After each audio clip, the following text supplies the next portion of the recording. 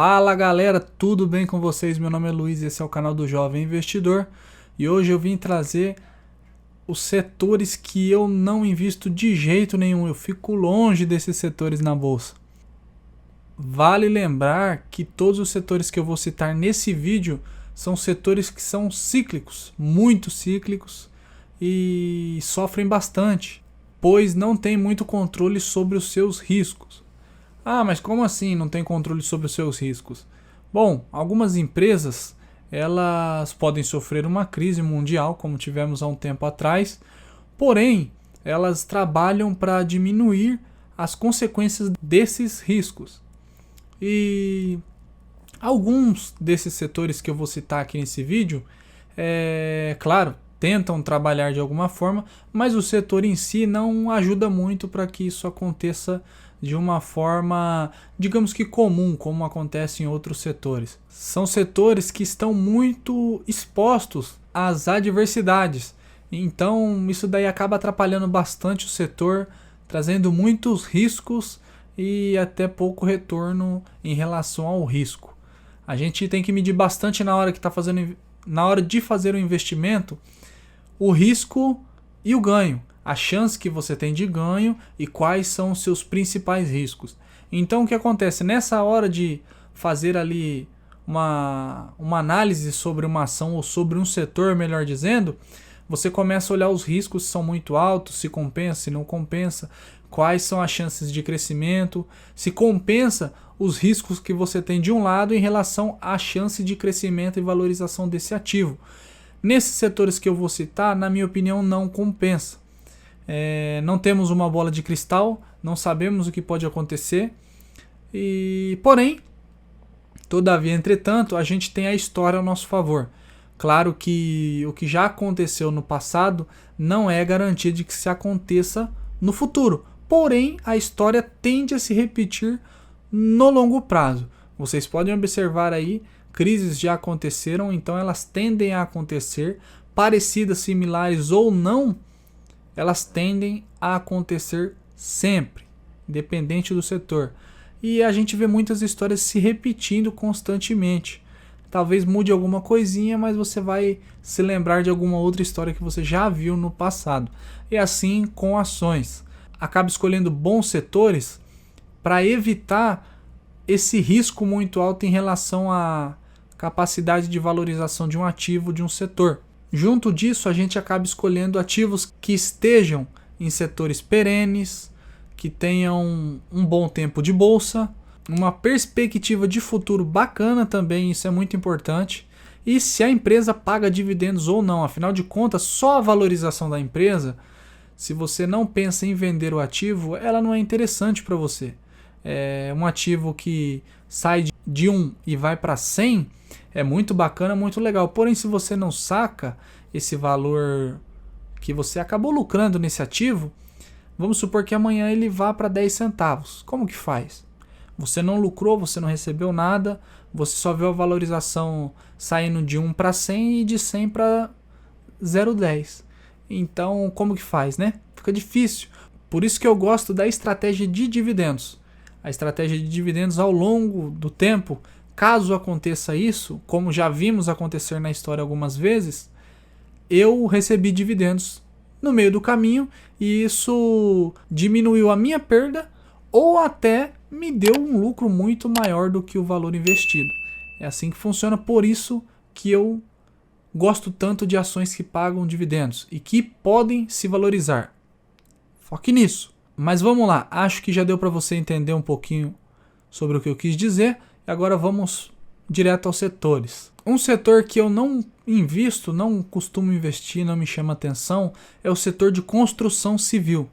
Construção civil tem uma série de fatores que também, todos eles têm alguns assuntos em comuns, tá? E então ele pode sofrer aí em relação ao PIB, câmbio, tributação ou taxa de juros. Então, por esses motivos, eu não invisto em setor de construção civil, frigorífico. Frigorífico não me chama atenção.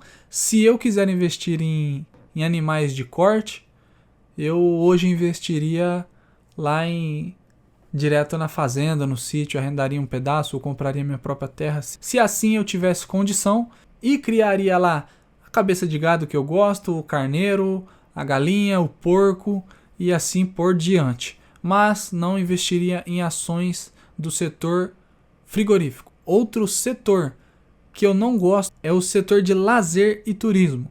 Não me chama atenção, a margem não é tão alta e constantemente a gente vê problemas dentro desses setores.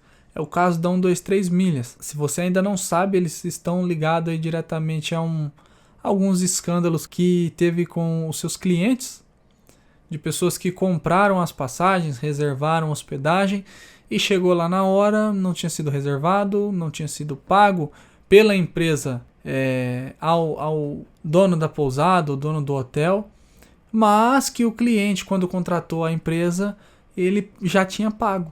Então, esses setores, como a margem é baixa e depende de vários outros poréns, não me chama muita atenção. Agora, esses dois aqui, que eu vou falar por último, eu fujo constantemente, mas eu vejo muitas pessoas comprando esses setores. Aviação, porque avião envolve muito dinheiro, tudo é caro, então quem investe no setor de aviação tem dinheiro. Tem dinheiro, porém diretamente ligado ao câmbio, margens muito baixas, não compensa, na minha opinião, não compensa. O pessoal reclama do setor da Vibra Energia, antiga BR Distribuidora, que tem margens um pouco baixas e que, se você acaba olhando e vendo que a empresa é uma distribuidora, acaba não sendo tão baixas assim. Afinal, uma distribuidora ela não tem margens exuberantes como o fornecedor final desse produto. E a BR paga, hoje Vibra, né? Paga dividendos, tem margem de crescimento, tem espaço para crescer bastante no Brasil. E as pessoas não investem porque não gostam, mas vão lá e investem no setor de aviação, que a margem é muito menor, tem o câmbio muito mais arriscado, tem muitas outras coisas que não estão no controle da empresa ou do setor que podem atrapalhar o negócio. Então, quanto mais coisas podem te atrapalhar, pior é. Pior é para o setor, pior é para o investidor. Fuja desses setores. E o setor de varejo. O pessoal tem visto aí a Magalu, né? Magazine Luiza, comprou, deu um boom, foi lá para cima, depois só ladeira abaixo. Quem comprou aqui embaixo e vendeu lá em cima, conseguiu colocar um dinheiro no bolso. Agora, quem não teve esse time, tá? Porque ou é um bom time, uma sorte grande, ou é uma bola de cristal. E eu acho que no mercado de renda variável, a gente não deve ficar contando com sorte. A sorte ajuda? Ela ajuda. Boas oportunidades aparecem? Aparecem. Não está muito no nosso alcance.